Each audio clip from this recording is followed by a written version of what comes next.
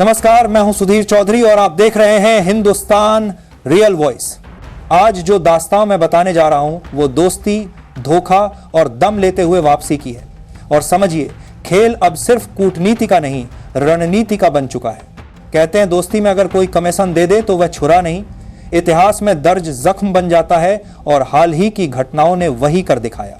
सितंबर के आखिर में रियाद और इस्लामाबाद के बीच हुए ताज़ा रक्षा समझौते ने खेमे बदल दिए। यह वह घटना थी जिसने क्षेत्रीय संतुलन को फिर से परिभाषित किया।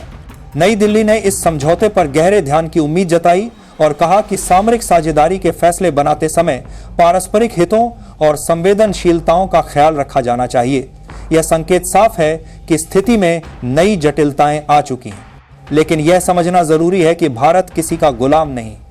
भारत की विदेश नीति और रणनीति हमेशा देशहित और प्रेरित स्वावलंबन पर टिकी रही है और जब जरूरत हुई उसने योजनाबद्ध तरीके से कदम उठाए।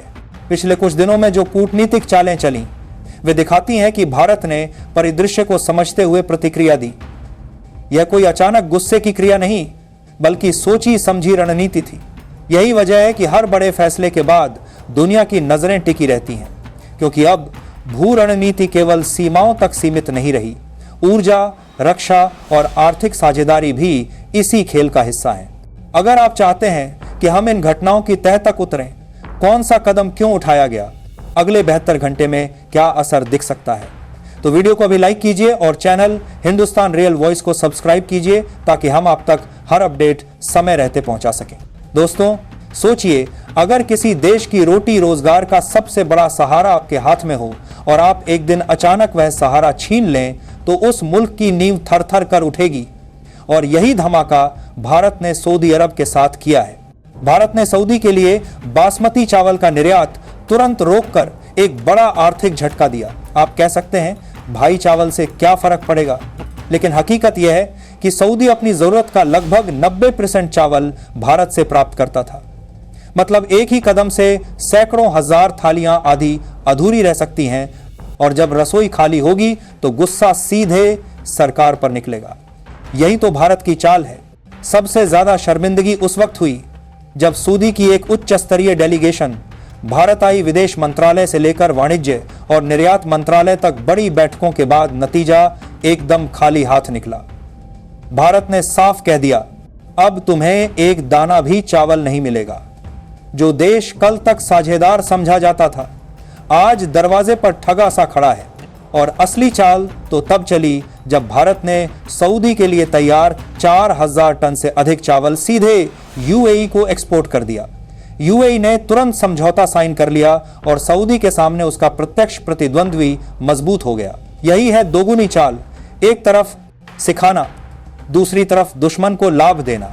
याद कीजिए, कुछ दिनों पहले खबरें थीं कि सऊदी ने पाकिस्तान के साथ मिलकर भारत के खिलाफ रुख बनाया था। यहां तक कि कहा जा रहा था अगर हमला हुआ तो सऊदी पाकिस्तान के साथ खड़ा रहेगा। मगर आज वही सऊदी भारत के सामने हाथ जोड़कर आ रहा है। यही फर्क है भारत की स्मार्ट डिप्लोमेसी और विपक्ष की रणनीति में। दुनिया भर में भारत के चावल की मांग बढ़ रही है। अफ्रीका से लेकर यूरोप तक बासमती को व्हाइट गोल्ड कहा जा रहा है। इसलिए भारत के पास विकल्प हैं। वो अपने नए व्यापारिक साझेदारों को ताकत दे सकता है और पुराने दबावों को नजरअंदाज कर सकता है। समझ गए ना? यह सिर्फ चावल का मसला नहीं, यह भू राजनीतिक शतरंज की चाल है जिसने सऊदी को ठेस पहुंचाई और भारत की स्थिति मजबूत की। दोस्तों, सोचिए जरा, क्या कभी किसी देश की इज्जत और साख सिर्फ एक अनाज की वजह से डगमगा सकती है? जी हां, यही हाल इस वक्त सऊदी अरब का है। इस्लामी दुनिया का बड़ा संगठन जो हमेशा खिलाफत की दौड़ में आगे रहने का दावा करता है, अब सऊदी से दूरी बनाने लगा है। हाल ही में हुई एक अहम वोटिंग में 18 में से 14 देशों ने सऊदी के खिलाफ खड़े होकर भारत का समर्थन किया। साफ है, सऊदी अब बस नाम का नेता रह गया है, असलियत में उसका वजन गिर चुका है। आपको याद होगा, इस्लामी दुनिया की अगुवाई को लेकर सऊदी अरब और तुर्की हमेशा टकराते रहे हैं, लेकिन भारत ने चावल की रणनीति से ऐसा पासा पलटा कि सऊदी की पोल पूरी दुनिया के सामने खुल गई। नतीजा यह हुआ कि तुर्की समेत कई मुल्क अब सऊदी को किनारे लगाने के मूड में आ रहा है कि तुर्की करे बीजेपी गर्दा एक खुल चुके हैं। मजेदार बात यह है कि जब भारत ने सऊदी को चावल भेजना बंद किया तो उसने दूसरे मुल्कों से मदद लेने की कोशिश की, लेकिन वहां भी उसे बड़ा झटका लगा, क्योंकि जिन देशों के पास स्टॉक था उन्हें अमेरिका पहले ही खरीद चुका था। यानी सऊदी अरब पूरी तरह घिर चुका है। यही भारत का असली कमाल है, दुश्मन की नब्ज पकड़कर वहीं वॉर करना। भारत के पास बाजारों की कभी कमी नहीं रही। रूस, UAE, Japan, Australia, Indonesia, Malaysia, यहां तक कि ईरान तक भारतीय चावल पर भरोसा करते हैं। मतलब भारत अगर एक दरवाजा बंद करता है तो उसके लिए 10 नए दरवाजे अपने आप खुल जाते हैं।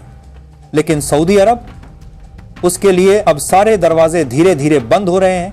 असल में चावल अब सिर्फ खाने का सामान नहीं, बल्कि कूटनीति का सबसे तेज हथियार बन चुका है। भारत ने दिखा दिया है कि कैसे एक साधारण सी नजर आने वाली चीज से भी पूरी दुनिया की राजनीति हिलाई जा सकती है। तो दोस्तों, अगली बार जब कोई कहे कि एक दाने का क्या असर होगा, तो याद रखिए वही दाना कभी कभी साम्राज्यों को झुकाने की ताकत रखता है। दोस्तों, सोचिए जरा, कल तक जो सऊदी अरब पूरी दुनिया में अपने को नेता मानता था, आज वही भारत के सामने झुकने पर मजबूर है। सऊदी क्राउन प्रिंस मोहम्मद बिन सलमान ने हाल ही में बयान दिया कि भारत उनका सबसे भरोसेमंद साझेदार है और बहुत जल्द वे रिश्ते सुधारने के लिए अपना उच्च स्तरीय प्रतिनिधिमंडल दिल्ली भेजेंगे। सीधा मतलब है, सऊदी को एहसास हो गया है कि गलती भारी पड़ा साथ बारदा प्रतिनिधिमंडल गई है। लेकिन भारत ने भी साफ संदेश दे दिया, गद्दारी की कीमत चुकानी ही पड़ेगी। आज सऊदी की हालत यह है कि अपनी जनता को भी संभाल पाना मुश्किल हो गया है।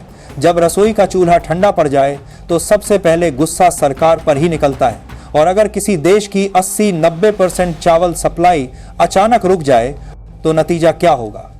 दुकानें खाली, बाजारों में हंगामा, सड़कों पर विरोध प्रदर्शन और महंगाई आसमान पर। यही तस्वीर अब सऊदी के सामने खड़ी है।